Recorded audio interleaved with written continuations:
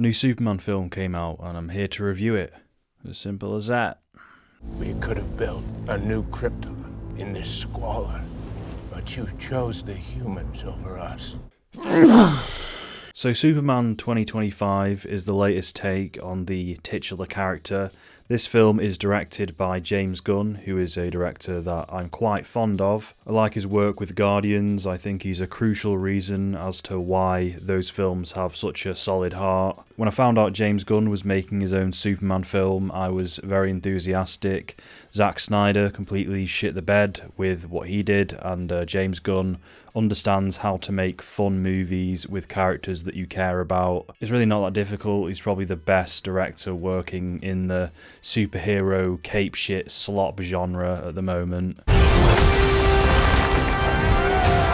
Now bear in mind, as I'm reviewing this from the perspective of someone who wanted it to be better. I was quite, not like eagerly anticipating it, but I was somewhat looking forward to it. I just thought, yeah, finally a good director working with Superman. You can call me a James Gunn fan. I really like the Guardians films, especially Guardians 2. On the Suicide Squad film he did as well, he completely aced that. Oh, for fuck's sake. When it comes to this new film, it is a James Gunn film through and through. It's got him written all over it, and a lot of people will like it for that, fair enough. It is quite a enjoyable film. I, however, have a few hang-ups. So just to start the review, let's consider Guardians, or the Guardians trilogy as a whole, but Guardians 2 and 3 in particular. They are very crazy, zany, screwball comedies that are also action films that have a lot of heart. And in fact, they're kind of saved by the sheer amount of heart that James Gunn puts into them. The characters are really human and relatable. Not just in a generic, broad way, they're quite unique and particular. James Gunn knows how to write for these idiosyncratic societal rejects. The Guardians films aren't perfect, there's a lot of goopy stuff in them, but if they didn't have that heart, they'd be a lot worse. So the big question I'm posing to this new Superman film is, okay, it's got the James Gunn, the weird whimsical stuff, but does it have a strong foundation? Does it have that soul? Now, in my opinion, it's got a very faint heart, and that was my biggest problem with it. I don't think this is a bad film, I just think it doesn't quite cover all the bases, and those bases, these like character stuff, that's very important to me. I mean, it should be important to everyone, really. I didn't want this to be like Guardians, I didn't want this to be a hybrid of a screwball comedy and an action film. I wanted it to be a bit more earnest. I wanted it to play itself a bit more straight because it's Superman and it's all about like optimism and hope, and it's really corny and cheesy, but it's genuine. I wanted the film to take itself seriously, but I didn't want Man of Steel, don't like make no mistake. I didn't want like some pretentious, oh everything's miserable, oh my god, it's a god, it's Jesus. No, I didn't want that.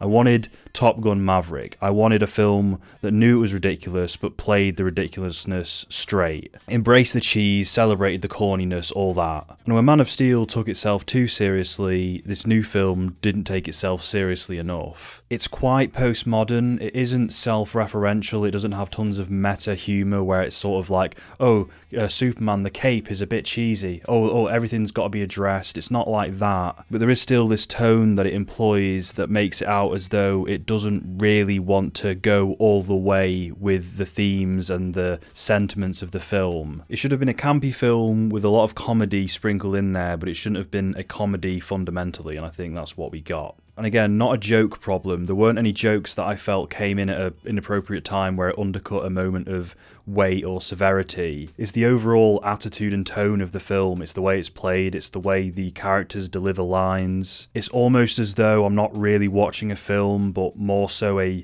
Super Bowl ad or a SNL parody, and I know that's a really like horrible thing, that's a really like scathing thing to say about a film. It's not like, it doesn't look that cheap, but I was watching and thinking I'm not really connecting with this all that much. Because of the way the film was carrying itself, when serious things did occur, there wasn't that much weight. It all felt insignificant and as though everyone behind it was having a bit of a laugh, like, does any of this really matter? Can there be just a bit more severity to what's going on? Like, even the first Incredibles film has more weight every time there's like peril. I get that whimsical tone you're going for, James Gunn, where it's like, Superman's saving a baby and this weird alien, but it does kind of take away from the profundity of the superhero archetype thing. I like you doing you, James Gunn. I like it when you put all this weird shit in, like the Guardians films. You got fucking Nathan Fillion dressed up like he's in a Spaceballs film, but sometimes it does clash with what is supposed to be something that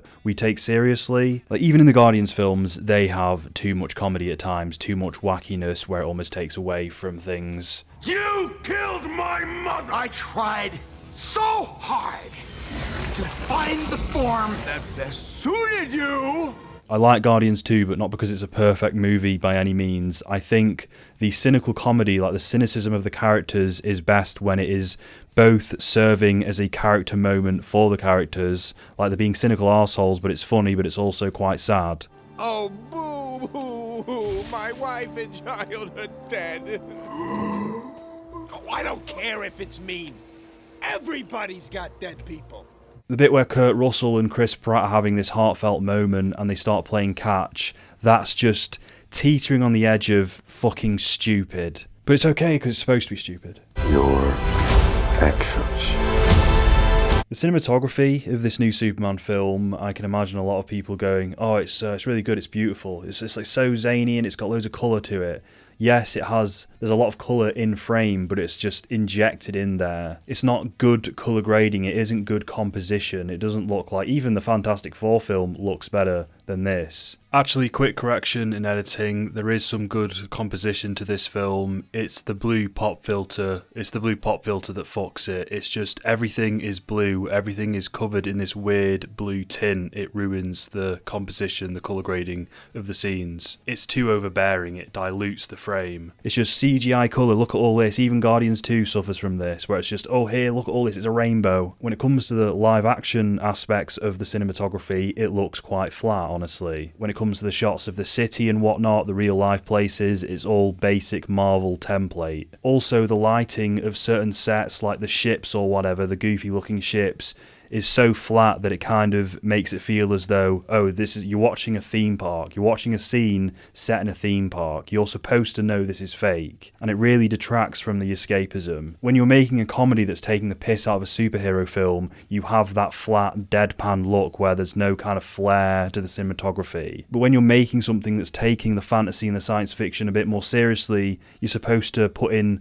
some style or something. Some panache, anything. You don't understand this film, Batcho. It's cartoonish. It's a comic book movie after all. Like, okay, but you're getting rid of all the sincerity, man. The set pieces, the action scenes weren't triumphant or heroic. They were whimsical and silly. Like the old Indiana Jones films have very silly action set pieces as well. Like they implement silent film comedy, the general Charlie Chaplin, Buster Keaton-esque cinematography, but it's not to an extent where you literally just don't give a fuck about Indiana Jones. You're like, oh, it's all a big laugh, it's all a big pantomime. Chicken jockey! This tonal problem may not have been such a big deal if there had been more character development. Again, it's missing that heart. I probably wouldn't have given as much of a shit about all this if I had actually cared about the characters. There is not one character in this who gets an ample amount of screen time or development.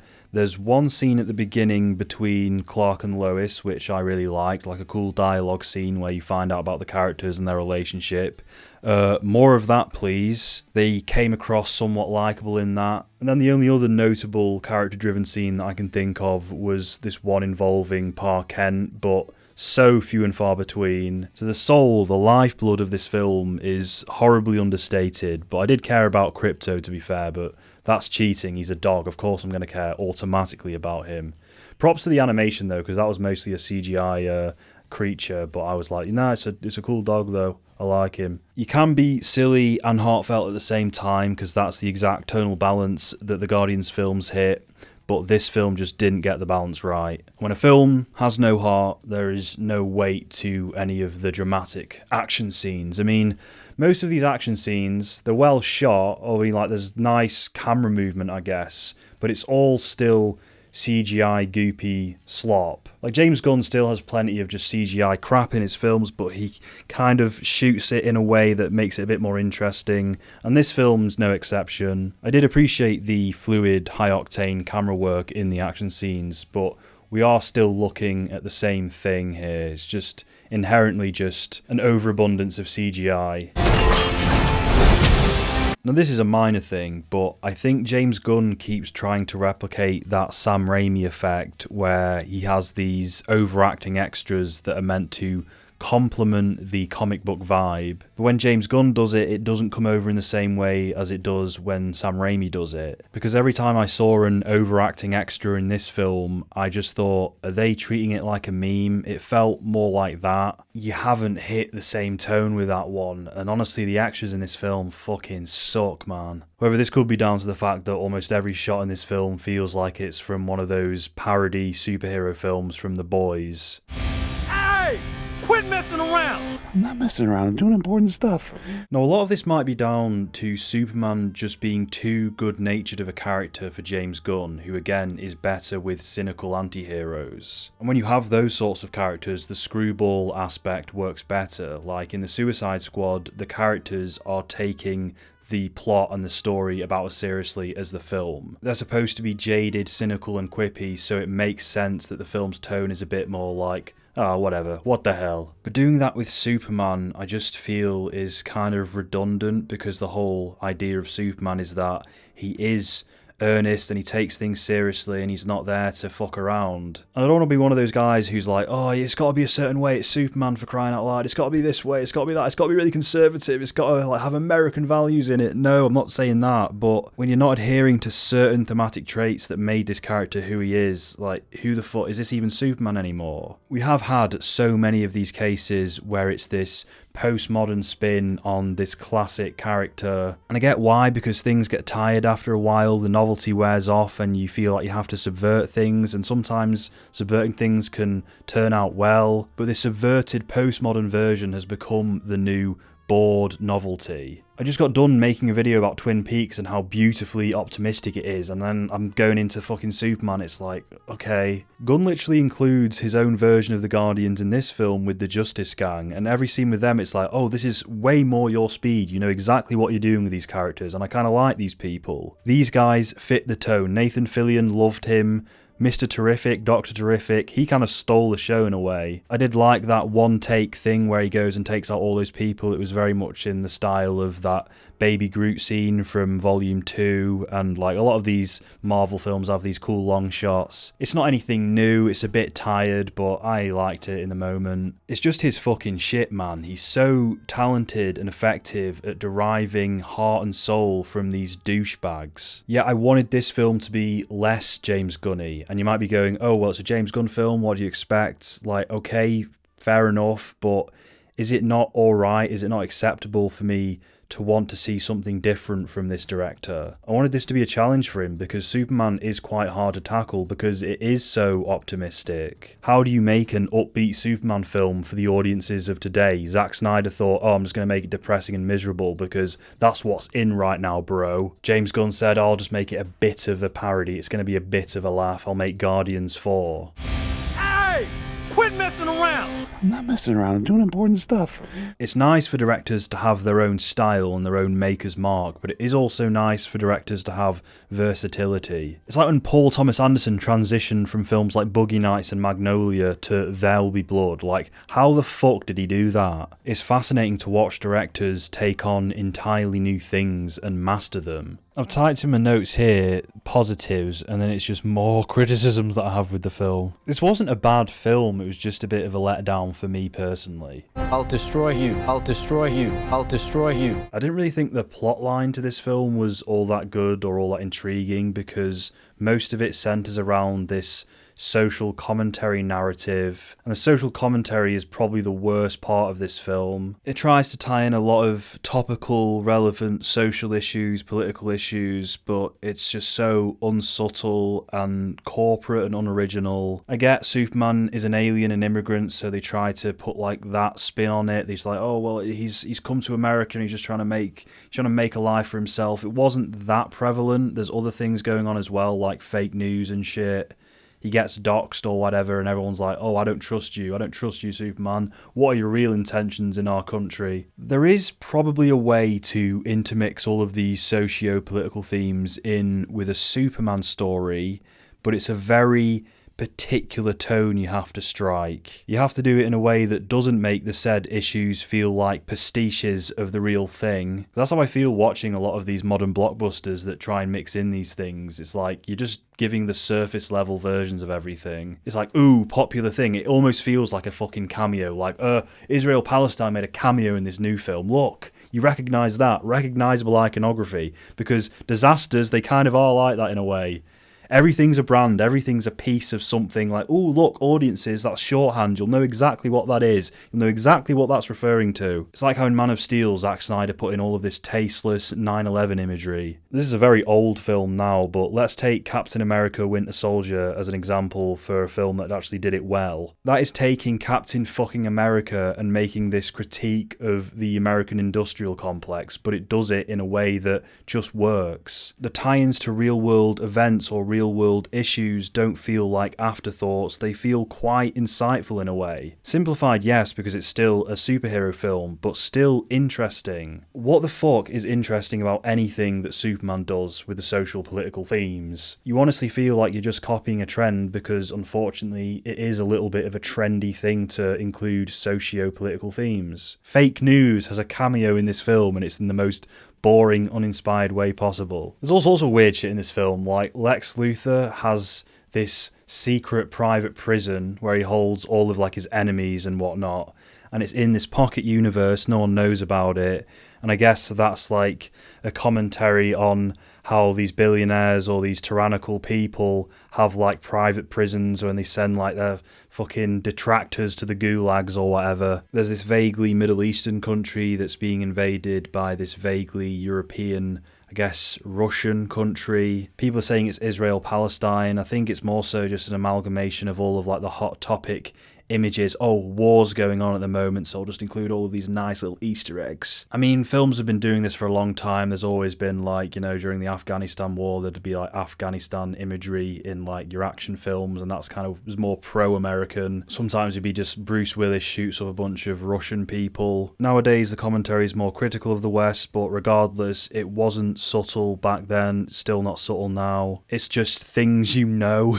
Then again, I'm quite conflicted in saying all this because I do sort of like it when you go back and watch a film from a certain era and there is this subconscious inclusion of just kind of the mentality of that time period. I do think films should be able to carry within them like the sense of the time that they were made in. World War II, for instance, I'm pretty sure birthed the whole film noir genre. Films were a lot shadier and darker. The Kennedy assassinations and Watergate, that kind of birthed this 70s paranoia vibe, which is all brilliant. At least the ones I've seen, because I've only seen the good ones because they're the only ones that get remembered. Lindsay Ellis made a great video about disaster films pre and post 9/11 and how they changed, and that is fascinating. I've also heard people say that The Dark Knight is very post 9/11 as well, and that's just a fascinating concept too. So there are so many cases where I'd actually encourage this vein of storytelling, but with Superman, it's just so corporate in a way that dates itself immediately. It's too on the nose. But it's a fascinating subject because, again, I'm quite conflicted. It just becomes empty, surface-level imagery at this point. The Superman film is almost too reflective of the current culture of today, where it feels broad and, ooh, look, relatable. Lex Luthor has a fucking troll farm in his pocket universe, for crying out loud. I really didn't like that. And I didn't like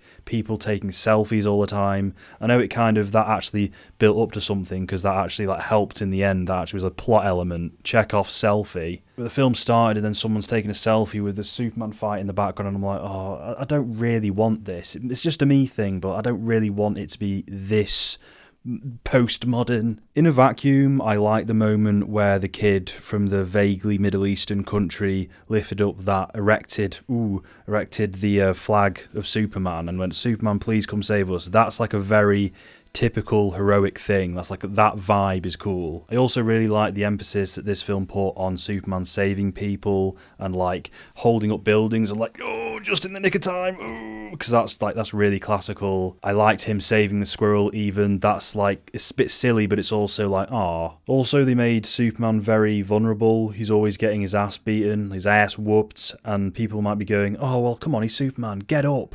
but it's actually a good thing for there to be stakes and tension when a character is vulnerable. Superman is meant to do all of these extraordinary things, but having a totally invulnerable character as your lead is kind of redundant. Correct me if I'm wrong, but I believe it started off with simpler things like him lifting up trains or cars. It wasn't like, oh, I can do anything and nothing's a problem for me. It was only until later where things got too ridiculous and it was like, okay, there's just no point following this character. Oh, we have to invent kryptonite now because he's literally got no weakness. In addition to this, on a personality level, he's also quite flawed. He isn't this perfect guy who knows exactly what to do and has like the perfect sensibilities. He's more of a adolescent. He's more of like a mid-20s guy trying to figure things out than he is like a man, like a fully fledged man. He's still figuring things out and he's a little bit more bratty, a little bit more brash. He's like Ahsoka Tano at the beginning of Clone Wars. People were going to die!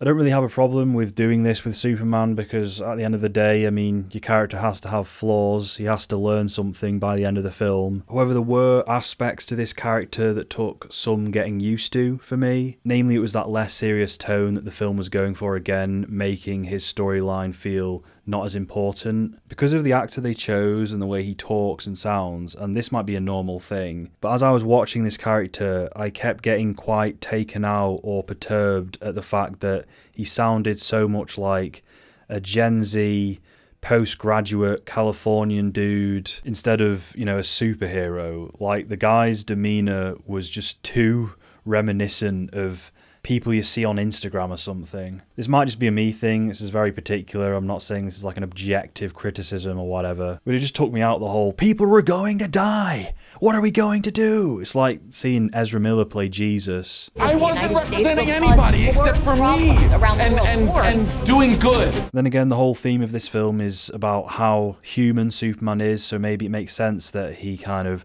represents that kind of guy. And again, that theme I appreciated in principle. The character development was too lacking for me to get like an emotional reaction from it though. Lois Lane character's fucking nothing in this. When it comes to the portrayal of Lex Luthor, I'm a little bit conflicted because on one hand I do like how ridiculously pissed off and aggy he was at Superman. He was just so fucking locked into defeating him. He was such an over-the-top aggressive villain, but on the other hand, he was quite one note. And like all the other characters, didn't get that much development until the very end. He has this monologue which is supposed to make up for his motivation, and I didn't think that was enough. But him like being F6, F5, A1, moveset 3 and all that stuff, I did kind of like that in a way. I liked Crypto, he was the best character, even though like his stuff was all that postmodern comedy and it was like taking away from some of the serious moments. I love that. It's like, it's cool, whatever. I only stayed for the mid-credit scene, didn't stay for the post-credit scene, but I liked how James Gunn just had a shot of Superman with his dog on the moon and just like, that's the fucking post-credit scene. It's more meaningful than any fucking gay Easter egg we can put in there. Alright, meat sacks. Let's get to work. But anyway, that's more or less all I have to say about Superman. My main takeaway, my main criticism, or the main like issue I had with it that stopped me from like connecting with it, was that it just felt a bit too modern or a bit too postmodern, whatever you want to say, and didn't take itself seriously enough. James Gunn opted to just make another Guardians film instead of doing something different, something that would probably be more appropriate for Superman. That's about it. Let me know what you thought in the comment section. I hope everyone gets mad at this. But what would you give it on Letterboxd? Because that's the important thing. Probably a 3 out of 10, a 3 out of 5, sorry. But I'm also erring on the side of 2.5 because it was quite flawed. Is Superman woke? No. They don't really help themselves with all of this like crass social commentary, I'll give him that, but I don't know, just saying it's woke, it's just, what? Shut up. And remember to fucking subscribe. Thanks to the patrons. Thank you DF, thank you Casey Gann, thank you Mason Lydon, thank you Matt Delaney. You having a wank? You having a wank? You having a wank? The throat. You having a wank? You having a wank? You disgusting fat fuck. You having a wank? You Right having a by wank? the throat. You having a wank? You having a wank? disgusting fat fuck. You having a wank?